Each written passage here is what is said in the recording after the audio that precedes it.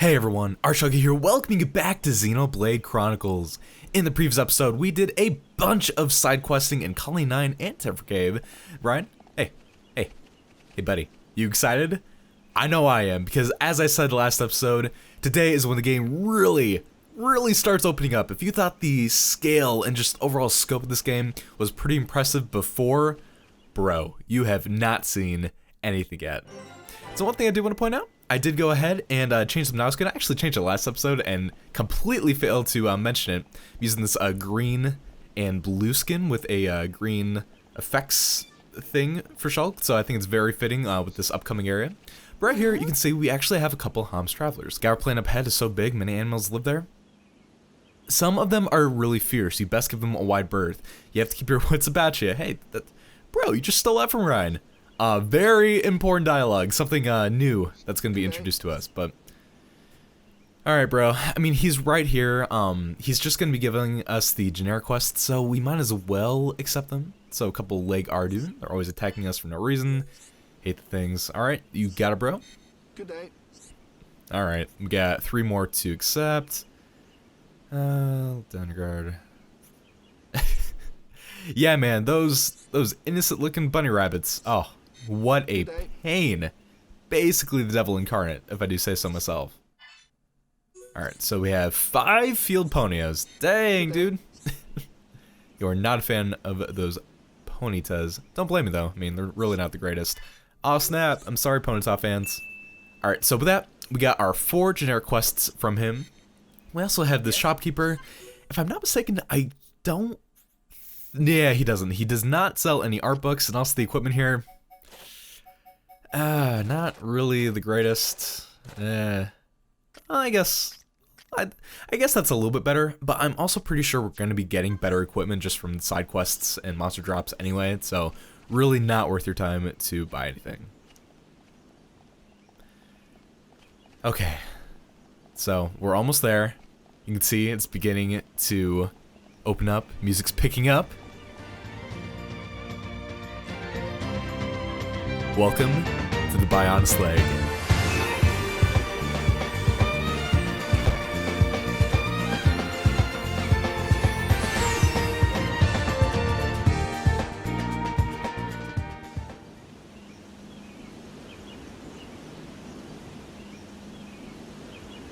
Oi, Shulk, look over there. Smoke? Maybe someone's got a fire going. Hope they're cooking up something good. It's hardly a good spot for a barbecue. Come on, let's take a look.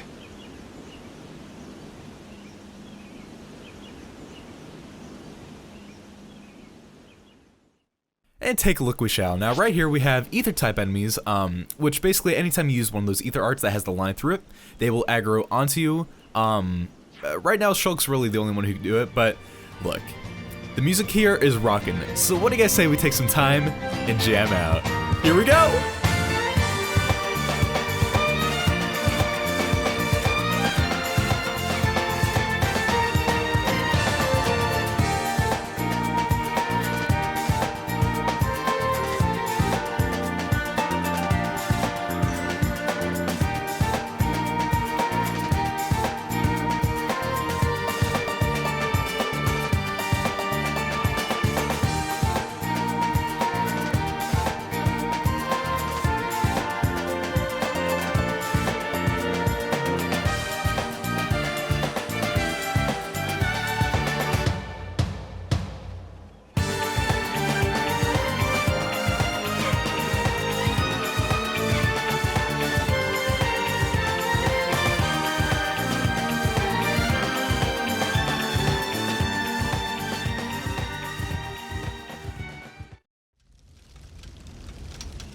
Someone's left a buggy out here. That's strange. Who would just abandon a buggy in this place? And it's pretty new. Is it brand new? Not brand new, but it's in very good condition. You wouldn't just abandon it. So, what did happen to the driver?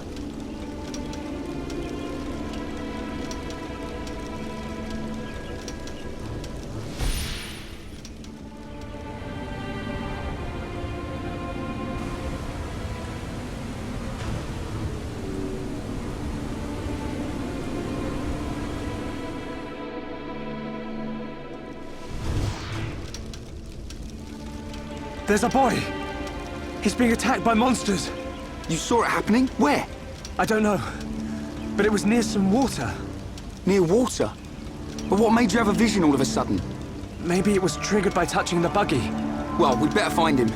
Let's search everywhere around here where there's water. Okay.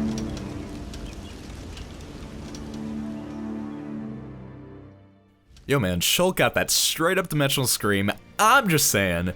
Actually, because of that very scene, I always end up mixing up Shulk's abilities with the protagonist from Pokemon Mystery Dungeon Explorers of Time / Darkness / Sky. And speaking of which, man, those games, swear to God, they are some of the best DS games ever made, in my humble opinion. Oh, Jesus. Oh no, that is some stuttering. In my opinion, some of the best DS games ever made, basically masterpieces. I'm just saying. Now, something I do want to address. Okay, so I was doing some stuff off screen. I was like leveling up arts, changing. Oh, that is territorial Rotbart. Okay, remember that NPC who's like, oh man, watch out for really strong monsters that roam in the field. This is just one of the guys that they were mentioning. From now on, whenever we go through areas in Xenoblade Chronicles, we'll usually have enemies that are around our current level. But there will also be many, many terrifying enemies that have a will of their own that'll just be kind of roaming around doing their own thing. He is a vision type monster. So I'm assuming at some point, I'm not going to be paying attention, he's going to wander over to me, he's going to aggro, we're going to get the oh shit, you're about to die music, otherwise known as engage, or no, yeah, no. You will not remember our names, and we'll be one shot immediately. I'm calling it now, actually. Shulk! Over there! Ah! Ah! You alright, kid? Who are you? That can wait. Go! Get out of here! Leave these guys to us! Okay. Let's do this. Ready when you are.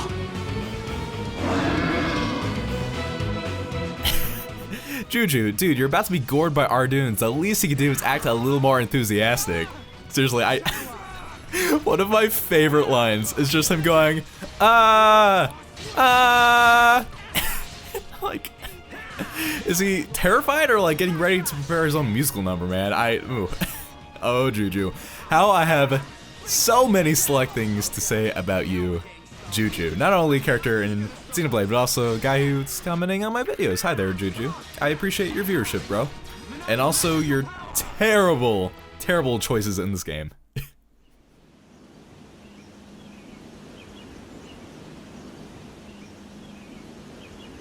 Okay, it should work now.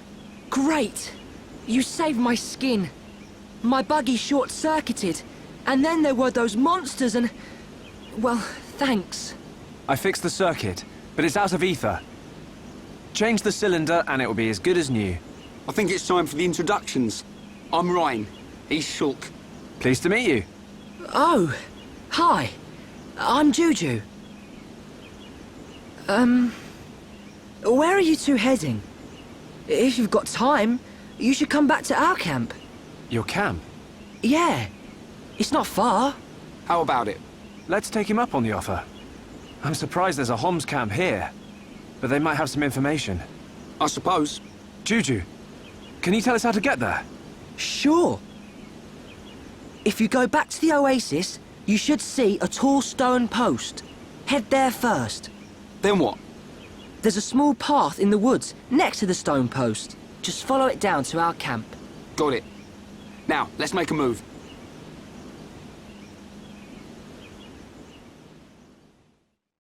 And with that, we find that there are actually Hom around this area, not just in Colony 6, so we definitely want to hit up that refugee camp as soon as possible. Now, of course, we do want to get there at a pretty decent time, but I also want to just, kind of take the long way around, kind of enjoy the scenery. If we run to enemies that we have to do for the quests, I'm going to go ahead and just take care of them now. Something I do want to address with that stuttering that I was beginning to talk about. Hey, 420! I'm actually playing this at 6 times the resolution. When I was doing my arts leveling up and running around and stuff, the game is actually running fine. And so when you do it above 1080p, when you're only using the 1080p monitor, it'll actually like naturally do anti-aliasing. So yeah.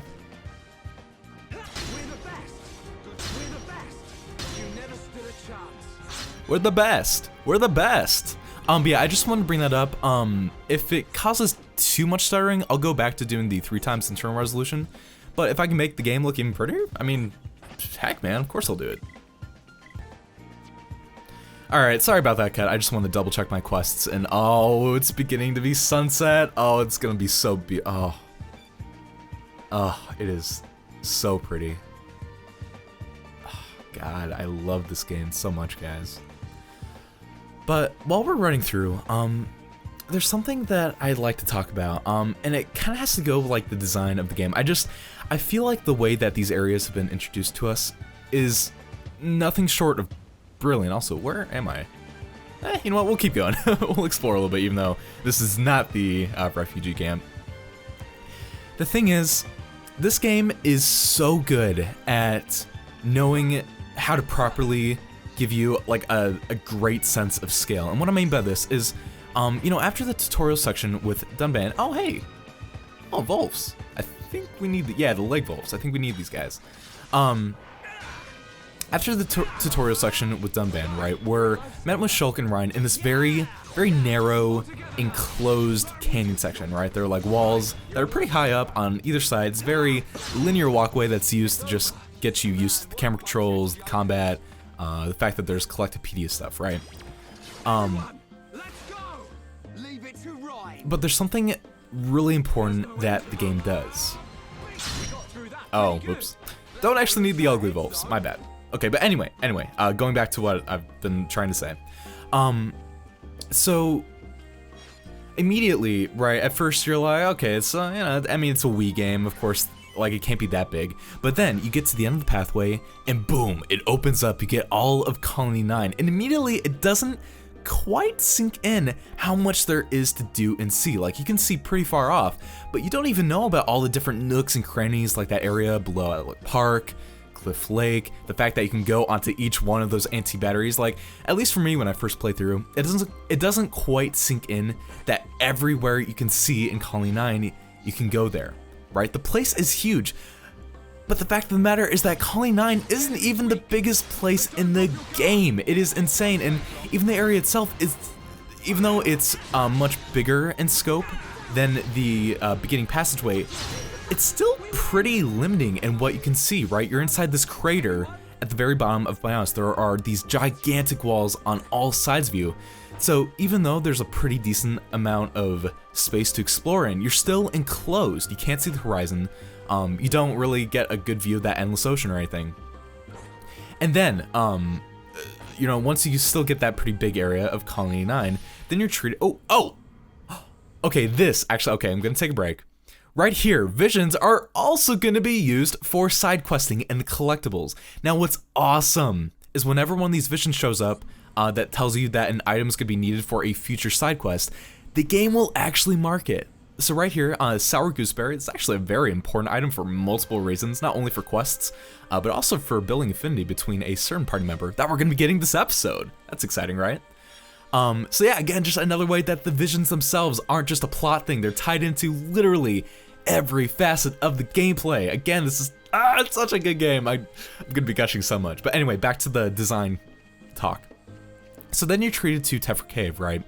It's a bunch of really narrow tube-like passageways that, despite being very linear in their nature, still have a bunch of different branching paths, a bunch of different ways to get to the same place. Still a few areas where it opens up. I'm talking about that one area with that like beam of light that's shooting up into the ceiling. Vili Lake is an amazing area. It's beautiful and also pretty big. But you know, still, relatively speaking, Tefra Cave, way more narrow and inhibiting than anything in Colony 9, right? But then you reach the Bionis knee, and I feel like normally in any other game, Bionis knee would be connected to the leg, right? Because like thematically, it's way more similar to the leg than it is to Tefra Cave.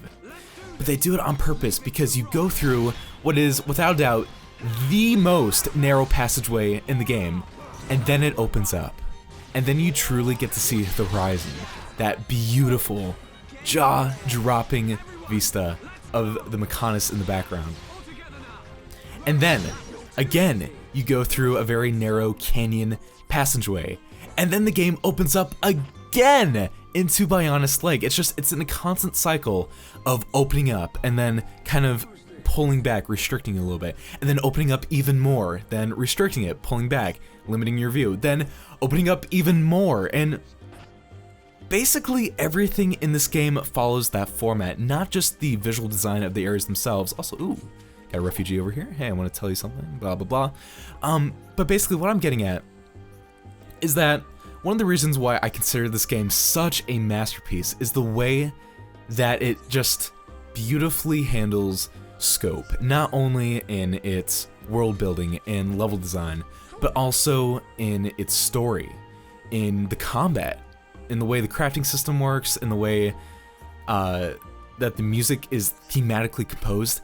Everything builds up onto each other, and everything follows the sort of cycle of building up and then breaking down, building up, and it gives the game such a beautiful sense of consistency, I guess is the proper word, and such a proper sense of continuing to blow the player's expectations of what can come next.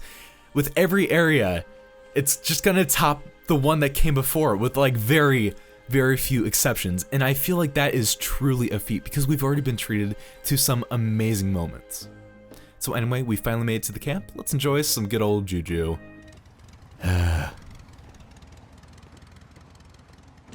Juju! Where have you been? Juju!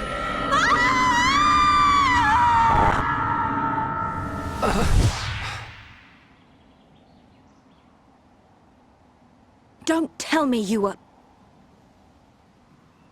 I've told you 1,000 times. We're not ready to leave the camp yet. But I thought... Juju! Sorry, Sharla.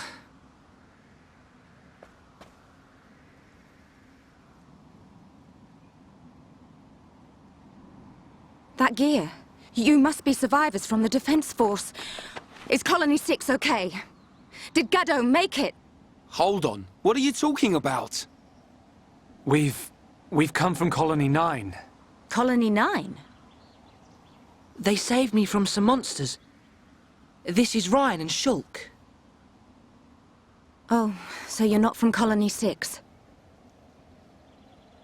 Thank you for helping Juju.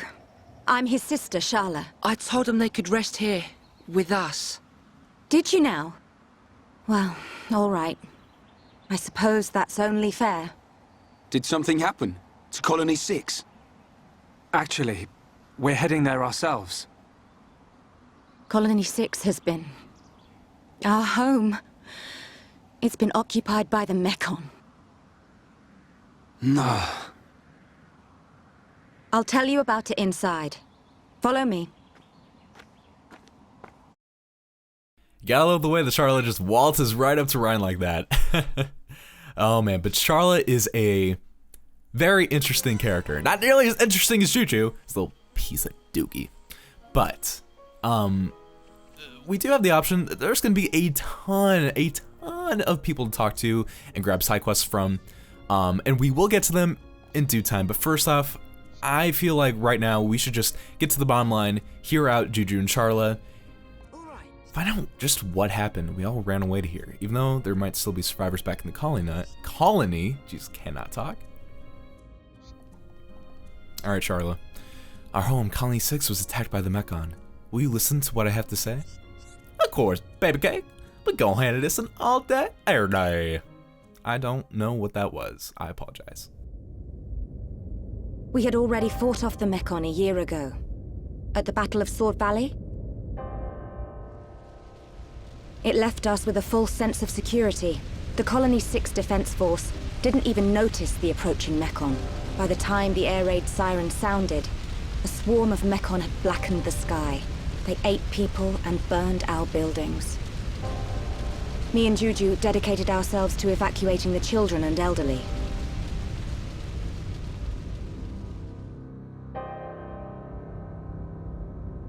I don't know what happened next. It's just like what happened to Colony 9. They attacked your colony as well. Yes. It's good that you managed to evacuate so many. We have a Tharon, the Colonel, to thank for that. Him and Gaddo. This Gaddo, He would have been my husband by now, if not for all this. Cheer up, you two. We can't lose hope just yet. I'm certain Gaddo and the other soldiers are alive. They're still fighting. I can feel it. You're on your way to Colony 6, right? you bet. We're up for some revenge. I bet we can even get your colony back. There you go, showing off again. If anyone can do it, it's you two. Could you take me with you to the colony? Juju, the people here need us. How many times do I have to tell you? But you heard, the Mechon attacked Colony 9. That means a load of them have left Colony 6 already. It has to. Even if that's true. No, especially if it's true. We cannot expose the camp to any more danger. So, you don't care what happens to the people in the colony? How can you be so heartless? Are you that scared of the Mechon?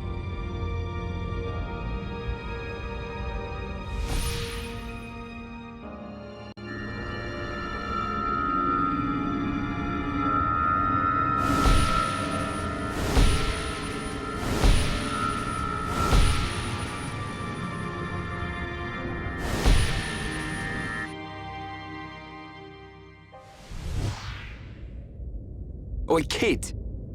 Ryan! You ought to know how Charlotte feels. Watch your mouth and have some respect.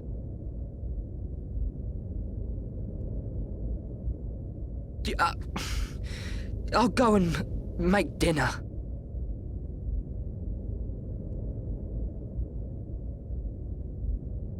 Maybe I was too hard on him. Shulk? Ryan, you really remind me of Gaddo when you get angry. I do? Gaddo's taken care of us ever since we were young. I always saw him as a big brother, really. But he was more of a father to Juju. He'd call him kid whenever he told him off, just like you did. I don't think I'm ready to be someone's old man just yet. Wait, Shulk. Did it happen again? Yeah. You had another vision. Oh no! No! Juju!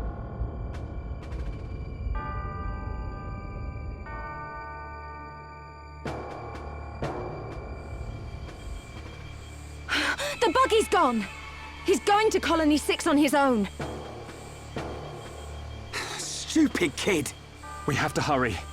Something bad's gonna happen. What did you see? A deep valley. Everything's engulfed in flames. There's a black shadow. It kills Juju.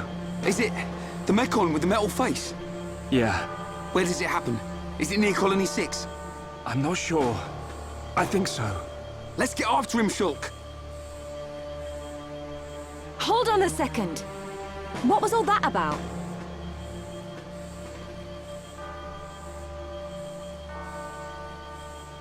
I know you won't believe this, but Shulk can see the future. The future? That's not possible. That's what I thought too. I still can't explain this, but that vision I had will come true unless we stop it. So you're telling me Juju's in danger? Believe it or don't believe it, that's your call. But I wouldn't be standing here if it weren't for Shulk's visions. Juju. Oh, okay. I can't say I believe you. But what have I got to lose? I like the way you think. Charlotte, you're... What? No, nothing. Oh. What are you doing? Let's go and find Juju.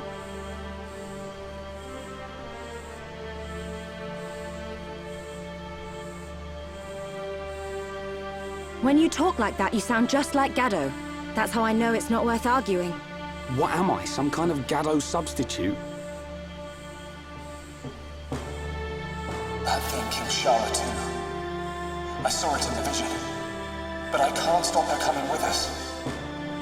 I don't know how I can protect her. But I have to do it. I will change the future.